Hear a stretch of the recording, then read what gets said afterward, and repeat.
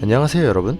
오늘은 원자 모형이 어떻게 변해왔고 그리고 현재는 어떤지에 대해서 알아보는 시간을 가져볼 겁니다. 제 이름은 사대부 교생 이찬우이고요. 만약에 여러분이 사과를 아주 잘게 자른다고 생각해 봅시다. 그럼 뭐가 나올까요?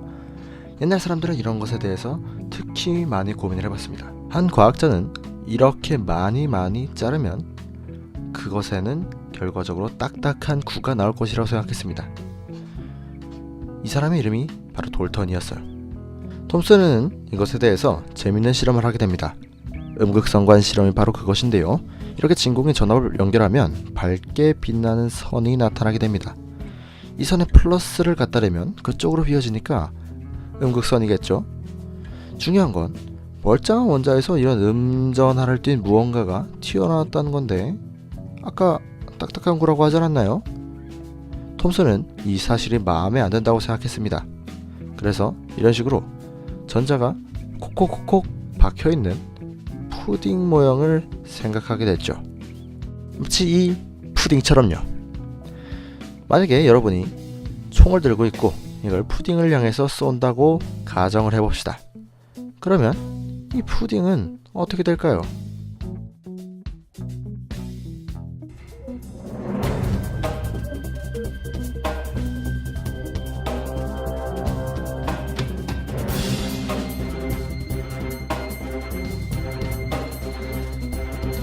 당연하게도 이렇게 통과하는 모습을 보게 될 겁니다. 이것과 비슷한 실험을 한 사람이 있었어요. 러더퍼드라는 사람인데 이 러더퍼드는 앞에다가 형광판 놓고 금박지 놓고 알파 입자를 쏴줬습니다. 알파 입자는 웬만해서는 이렇게 통과하는 경우가 많았어요. 그런데 그러다가 어느 순간에 반대쪽으로 튕겨나오는 녀석을 발견하게 된 거죠. 톰슨의 원자 모형에 따르면 젤리를 향해 총을 쐈더니 총알이 튕겨나온 격이었죠. 그래서 이 실험을 한 러더퍼드라는 사람은 전자가 박힌 푸딩 모형이 틀렸고 태양계 모형이 맞다는 얘기를 하게 됩니다. 그러나 이것도 문제점이 있었습니다. 태양계 모형은 이런 식으로 빙글빙글 도는 모형인데요. 전자가 이런 식으로 가속 운동하게 되면 맥스웰 방정식에 의해 계산했을 때 안쪽으로 빙빙빙 돌다가 결과적으로 추락하게 된다는 얘기입니다. 단 11-10초 만에 말이죠. 이런 충돌이 일어나는 것은 원자 핵의 붕괴를 불러일으키기 때문에 매우 불안정한 원자가 만들어진다고 할 수 있습니다. 두 번째는 수소선 스펙트럼입니다. 여러분이 바로 실험했던 이렇게 선이 나왔던 것이었죠. 이런 문제점을 해결하기 위해서 플러스 핵 위로 전자공을 하나 떨어뜨린다고 생각해 봅시다. 전자공이 이만큼 떨어졌으면 에너지가 이만큼 얻어졌을 테고 평소 같았으면 이 에너지를 전자가 가져가서 스스로의 원동 에너지가 높아졌겠죠. 그런데 양자색에서는 이 정도의 에너지를 빛으로 방출하게 됩니다. 예를 들어서 플러스 핵 위로 전자가 또 떨어진다고 생각해보죠. 이만큼이 떨어졌으면 이 정도의 에너지를 가진 빛이, 이 정도 떨어졌으면 이만큼의 에너지를 가진 빛이, 요만큼 떨어졌으면 요만큼 에너지를 가진 빛이 방출되는 겁니다. 요만큼 떨어졌으면 이만큼 방출되게 되고요. 그러니까 모든 종류의 에너지가 다 가능하다는 얘기인데 이건 태양 스펙트럼에 가깝지 선 스펙트럼에 가깝진 않습니다. 이런 대표적인 문제점 두 개 때문에 새로운 모형이 제시되게 되었습니다. 이걸 바로 보어의 모형이라고 부르게 됩니다. 보어의 원자 모형은 러더퍼드의 모형과 마찬가지로 전자가 이렇게 빙빙빙 도는 건 똑같습니다. 근데 결정적인 차이점 하나가 존재하게 되죠. 이번에도 플러스 핵을 아래에다 놓고 전자를 떨어뜨려 보겠습니다. 러더퍼드 같은 경우에는 이런 식으로 우리가 평소에 보는 것 같이 떨어질 거예요. 근데 보어 같은 경우에는 약간 다릅니다. 궤도가 존재해서 전자가 떨어진다고 하면 이 사이에는 전자가 존재할 수 없고 아래쪽에 갑자기 생겨난다, 이런 식으로 볼 수 있는 거죠. 이런 걸 바로 불연속하다 혹은 양자화 되어 있다라고 부르게 됩니다.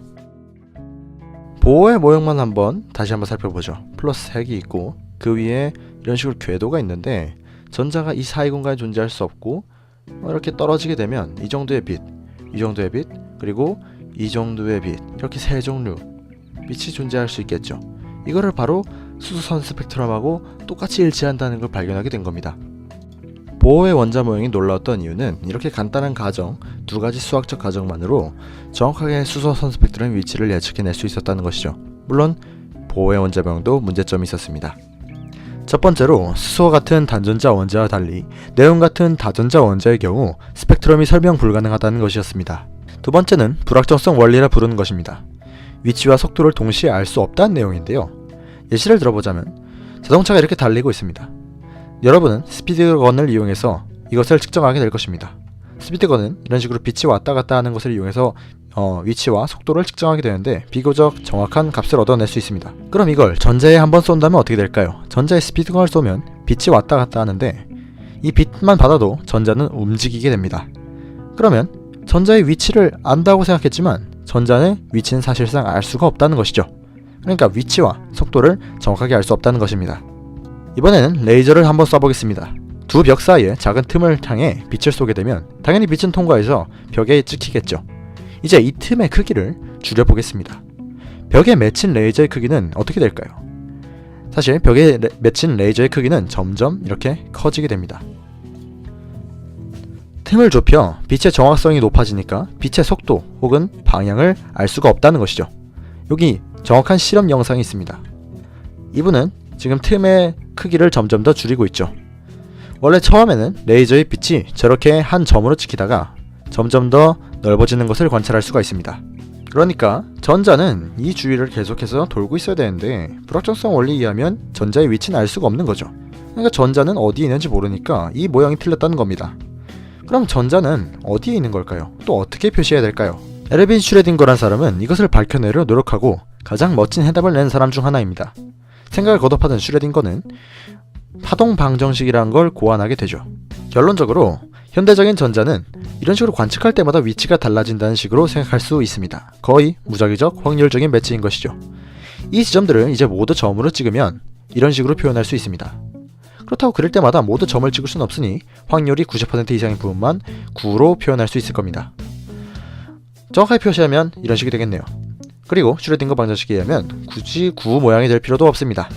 이걸 바로 전자구름 모양이라 부릅니다. 그런데 이 확률이란 게 생각해보면 참 이상합니다. 전자에 대한 확률이지만 좀 더 크게 보면 물체에 대한 확률로도 확대할 수가 있거든요. 어떤 사람이 걷고 있는데 벽을 만났다면 이 사람이 벽을 통과할 확률이 아주 미미하게나마 존재할 수 있다는 얘기거든요. 물론 그 안에서 어떤 일이 벌어질지 모르지만요. 영상을 보는 누군가는 이렇게 얘기하고 있을지도 모르겠습니다. 어이가 없다. 그러나 그건 당대 최고 학자들도 마찬가지였습니다. 여러분이 잘 알고 있는 과학자인 아인슈타인은 신은 주사위의 놀이를 하지 않는다라며 불편한 기색을 마음껏 드러냈습니다. 아까 말한 슈레딩거 또한 마찬가지였습니다. 슈레딩거는 자신이 내놓은 이론을 부정하기 위해서 슈레딩거의 고양이라는 유명한 개념을 착안해내게 됩니다. 물론 확률적 모형을 강화시키는 계기로 사용되었지만요. 정리해보자면 돌턴이 9 모형을 1807년에 발표하고 푸딩 모형을 톰슨이 1904년에 발표합니다. 그리고 태양계 모형을 1911년에 러더퍼드가 발표하고요. 보의 모형은 그 2년 뒤인 결국 1926년이 되어서야 현대적 전자구름 모델이 슈레딩거 방정식에 의해 재현되었습니다. 1926년 생각해보면 22년간의 학자들의 긴 논쟁을 여러분 4시간 안에 배우는 거죠. 오늘 거꾸로 영상은 여기까지입니다. 모두 수고하셨습니다.